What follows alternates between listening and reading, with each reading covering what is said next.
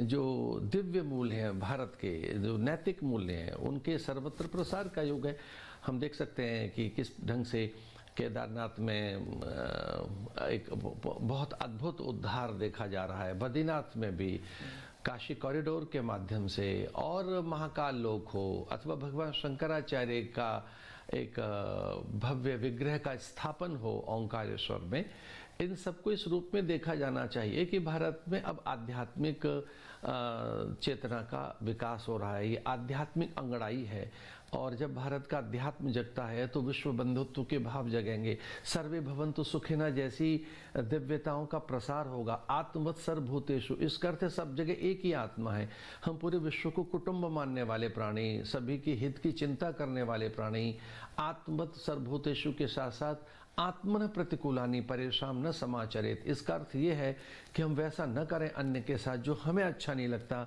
तो ये जो एक युग दिखाई दे रहा है, इस युग में दिव्यता, उच्चता, श्रेष्ठता का प्रसार हो रहा है, और आध्यात्मिक सूर्य अपनी आभा पर है और पूरे विश्व के कल्याण के संकेत हैं। जब पूरा विश्व युद्ध की ओर अनायास ही धकेल दिया गया हो, जब अस्त्र शस्त्र शस्त्र ही जैसे मानो जीवन की स्वाभाविक मांग बन गए हों, ऐसे में भारत से जो एक आध्यात्मिक स्वर जा रहा है, वो पूरे विश्व के कल्याण का, विश्व बंधुत्व के भाव के विस्तार का, और मुझे लगता है मानवीय मूल्यों को शिखर तक ले जाने के ये दिव्य और सत प्रयास है। क्योंकि प्रभु श्री राम हमारी एक साझा सभ्यता का हिस्सा है। धर्म कोई भी हो, लेकिन हमारी साझा सभ्यता प्रभु श्री राम वाली सभ्यता है।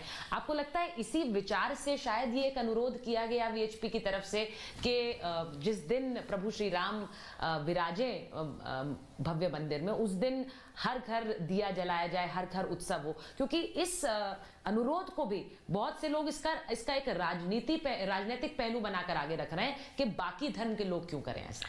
देखिए, अगर हम एक बार भी आह्वान कर दें कि सब अयोध्या चलो, तो आप जानते हैं हो क्या जाएगा। गांव गांव, गली मोहल्ले में, हर जगह लाखों लोग, सड़कें कहाँ होंगी इतनी।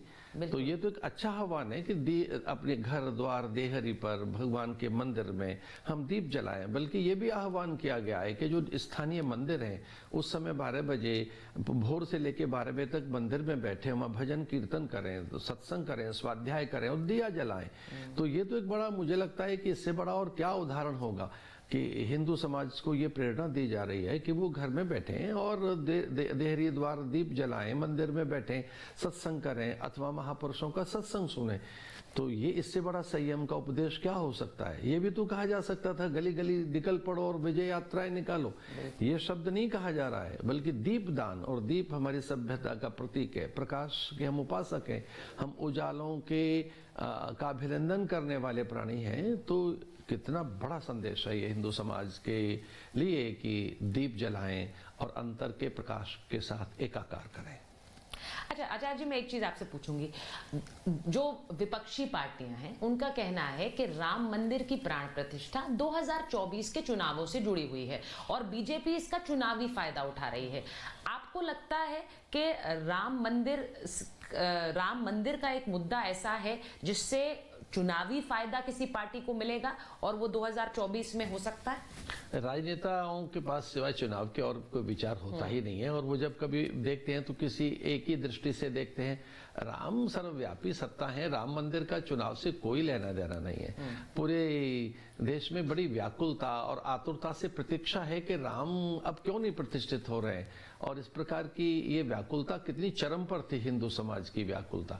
22 जनवरी को राम प्रतिष्ठित होकर सबके लिए सहज सुलभ होंगे, इसका चुनाव से कोई लेना देना नहीं है। लेकिन हाँ, ये सच है कि अब राममय है पूरा देश। कौन नहीं जानता है कि अब राम के विमुख होकर, राम से द्रोह करके, राम से दूर जाकर अथवा राम के लिए कोई अपवचन कहकर किसी का कल्याण होगा, ये अच्छी बात नहीं है। मुझे नहीं लगता कि राम द्रोह करके कोई बहुत आगे बढ़ सकता है। राम को शीश नवाएं, राम को शीश झुकाएं और मैं आह्वान करता हूं कि राम मंदिर पहुंचे, अयोध्या प्रणाम करने, दर्शन करने, और कोई भूल भी हो गई है तो उसका प्रायश्चित करने के लिए। अच्छा, बहुत से ऐसे लोग हैं जो आम लोग हैं आचार्य जी, वो चाह रहे हैं कि वो राम मंदिर की प्राण प्रतिष्ठा देख पाए, राम मंदिर में जब रामलला विराजमान हो, लेकिन जब अखिलेश जी को न्योता मिला है तो वो कह रहे हैं कि मैं इन लोगों को नहीं जानता, जो निमंत्रण देने आए तो मैं निमंत्रण कैसे स्वीकार कर सकता हूँ। अब उनका सोचिए, जो भक्त चाह रहे हैं कि हमें मिल जाता, हम चले जाते 22 तारीख।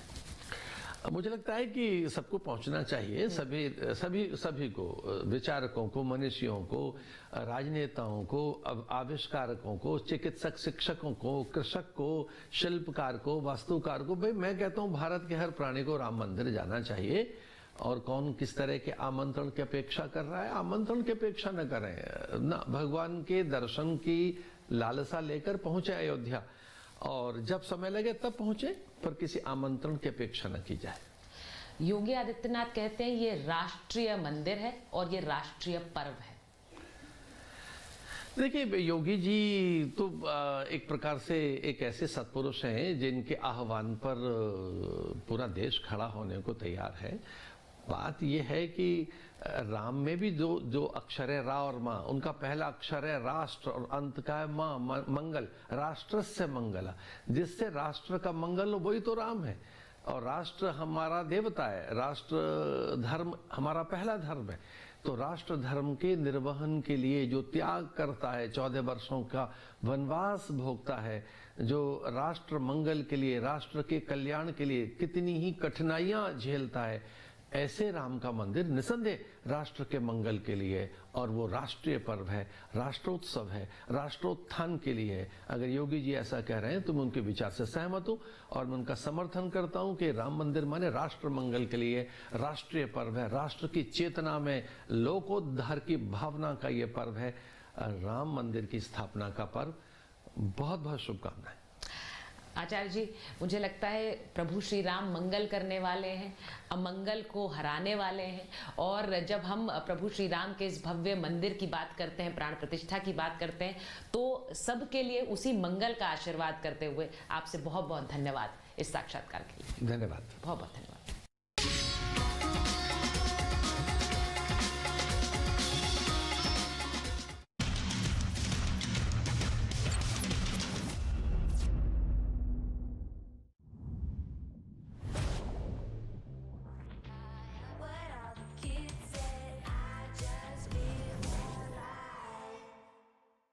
बार बार है कि हम राम मंदिर के लिए कानूनी लड़ाई लड़ते रहे और फिर हमें विजय मिली। हम बड़े हर्षित हैं, प्रहर्षित हैं। आचार्य जी, प्रभु श्री राम हमारी चेतना है, हमारी आस्था है, पर प्रभु श्री राम और राम मंदिर का जो एक मुद्दा रहा वो हमेशा राजनीति से घिरा भी रहा है। अब बहुत से लोग आज के समय में ये कह रहे हैं कि इस राम मंदिर का राजनीतिकरण किया जा रहा है, इसको एक एजेंडा की तरह चलाया जा रहा है। मैं आपसे पूछूंगी, आपको लगता है कि प्रभु श्री राम की आस्था और इस भव्य राम मंदिर के लिए जिस तरह से एक त्योहार मनाया जा रहा है, इसमें आप कोई राजनीति देखते हैं क्या? देखिए, राम भारतीय संस्कृति की चेतना है, वो कालजयी स्वर है, सनातन स्वर है, वह मुक्ति मंत्र है, वह प्रणाम है, अभिनंदन है। भोर में प्रत्येक भोर में भारत की गांव की भोर आप उनका प्रभात देखें भारत का, तो वहाँ राम, जय राम जी की जय, जय राम। तो राम तो एक वो चेतना है जो हमारे मनमानस में है, हमारी संपूर्ण अभिव्यक्ति का आधार ही राम है। ऐसे में कोई राजनीति नहीं है। जो लोग ऐसा कर रहे हैं वो बड़े असुरक्षित हैं, उनके अस्तित्व पर कोई प्रश्न होगा, अथवा तो विवाद और वितंडा करके ही कुछ लोग चर्चाओं में रहते हैं। ये